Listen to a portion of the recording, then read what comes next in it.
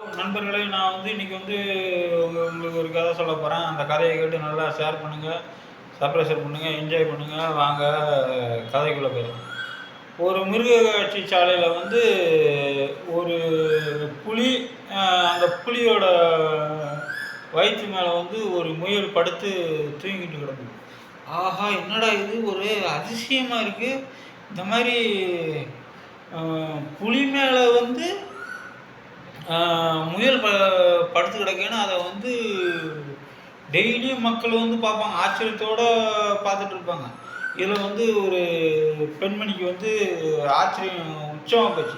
என்னடா இது, புலியோட உணவு முயல், ஆனால் அது புலி மேலே படுத்து கிடக்கு அப்படின்ட்டு அந்த அம்மாவுக்கு ரொம்ப ஆச்சரியம் போச்சு. உடனே அந்த அம்மா போயிட்டு அந்த மிருக காட்சி மேலே கிட்ட போயிட்டு, ஐயா, எப்படியா இது சாத்தியம்? இந்த மாதிரி முயல் புலி மேலே படுத்து கிடக்கு, நான் அதுவா அந்த ரகசியத்தை நான் அவர் அன்னையோட ரிட்டையர்ட் ஆக போகிறாரு. அதனால அவர் அந்த அம்மாட்ட சொல்லுவார், இந்த ரகசியத்தை யார்கிட்டையும் சொல்லிடாதீங்க. இந்த மாதிரி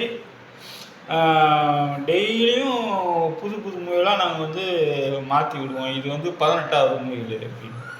உடனே அது எப்படி 18வது முயல் விட்டாலும் சாப்பிடுவீங்க? ஏன்னா அதுக்கு புலி பசிச்சா தான் சாப்பிடும், பசிக்கலைன்னா அது சாப்பிடாது. அதனால் அது பசிக்கும் போது சாப்பிட்டோம், உடனே அடுத்த நாள் வேறு முயலை விட்டுருவோம் அப்படின்ட்டு.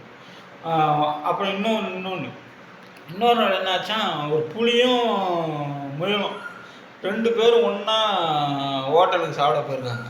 ஹோட்டலில் இருக்கவங்களுக்குலாம் பயம் போச்சு. இருந்தாலும் சரி, நீங்களும் என்ன சாப்பிட்றீங்க, உங்கள் நண்பர் என்ன சாப்பிட்றாரு? என் நண்பன் எதுவும் சாப்பிட மாட்டான், நான் தான் சாப்பிட போகிறேன் அப்படின்ட்டு. ஏன் அவங்க நண்பனுக்கு பசிக்காதான் இருக்குது? ஐயோ, என் நண்பனுக்கு பசி எடுத்துன்னா இதுக்குள்ளே என் நண்பன் என்ன சாப்பிட்ருப்பான். ஆனால் அவனுக்கு காலையிலே வேண்டிய அளவுக்கு நிறையா சாப்பிட்டதுனால அவனுக்கு பசிக்கலை. அதனால் எனக்கு மட்டும் சாப்பாடு போகுது. உடனே ஹோட்டலில் உள்ளவங்களும் பயந்துக்கிட்டே அந்த முயலுக்கு சாப்பிடணும். அது சாப்பிட்டு அவங்களுக்கெல்லாம் நன்றி சொல்லிட்டு போச்சான்.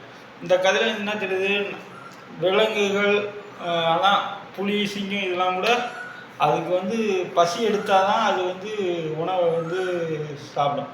ஆனால் நம்மளை மாதிரி மனிதர்கள் தான் தேவைக்கு அதிகமாக எவ்வளோ வந்தாலும் பத்த மாட்டேங்குதுன்னு சக மனிதர்களை